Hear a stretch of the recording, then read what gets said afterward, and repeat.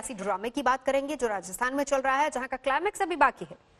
विधानसभा सत्र बुलाने को लेकर मुख्यमंत्री और राज्यपाल में टकराव बढ़ता जा रहा है। मुख्यमंत्री चाहते हैं कि विधानसभा सत्र सोमवार को बुला लिया जाए ताकि अपना शक्ति प्रदर्शन वो कर पाए। वहीं राज्यपाल की दलील ये है कि उन्हें किसी फैसले पर पहुंचने में थोड़ा वक्त चाहिए।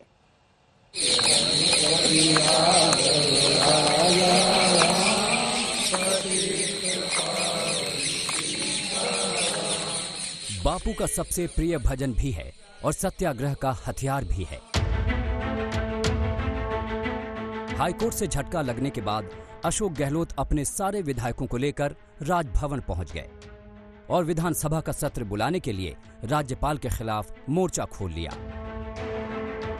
मुझे कहते संकोच नहीं है कि बिना ऊपर के दबाव के वो इस फैसले को रोक नहीं सकते थे, क्योंकि कैबिनेट का फैसला में बाउंड होते हैं राज्यपाल महोदय कि हमें किसी भी रूप में उसको मानना है और असेंबली सेशन बुलाना है।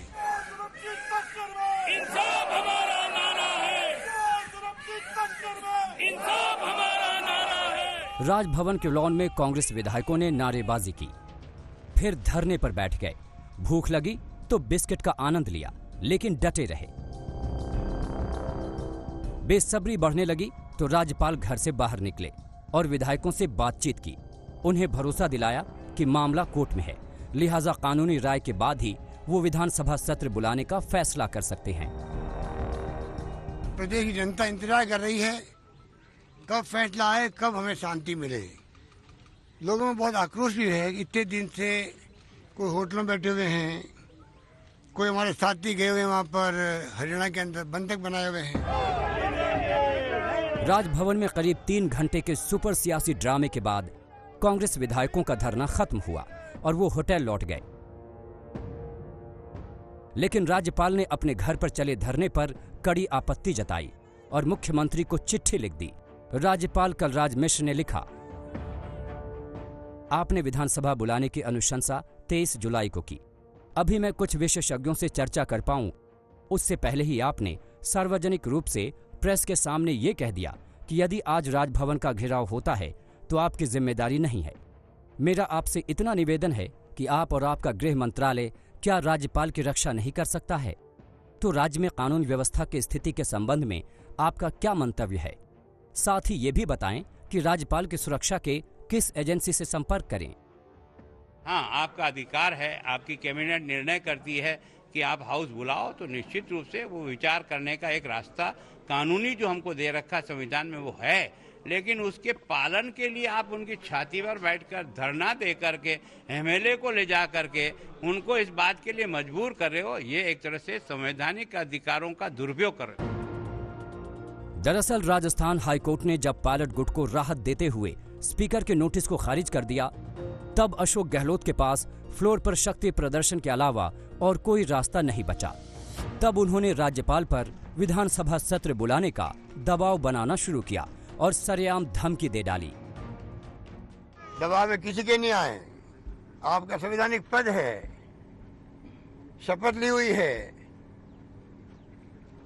अपनी अंतरात्मा के आधार पर शपथ की जो भावना होती है उसका आधार बना के फैसला करें, वरना फिर हो सकता है कि पूरी प्रदेश की जनता अगर राजभवन को घेरने के लिए आ गई तो हमारी जिम्मेदारी नहीं।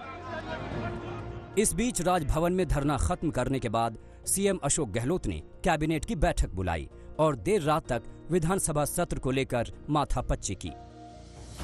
उधर कांग्रेस ने ऐलान कर दिया है कि अगर राज्यपाल विधानसभा सत्र नहीं बुलाते तो पार्टी के विधायक फिर राजभवन का रुख करेंगे।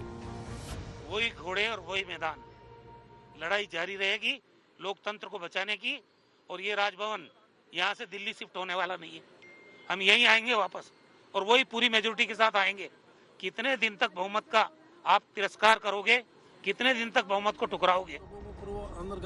इस बीच पायलट गुट के विधायक भी सामने आए और गहलोत गुट के सारे आरोपों को खारिज किया। कहा, न किसी ने दबाव डाला है और न ही किसी बाउंसर का डर है। कांग्रेस के विधायकों को बीजेपी वालों ने बंधक बना रखा है। मैं ये स्पष्ट करना चाहता हूँ, ना हमें किसी ने बंधक बना रखा है, ना हमारे पास कोई बाउंसर बैठे हैं, ना हम कोई बीमार हैं, ना हम कोई आंसू बहा रहे हैं, ना हम वहां आने के लिए तड़प रहे हैं।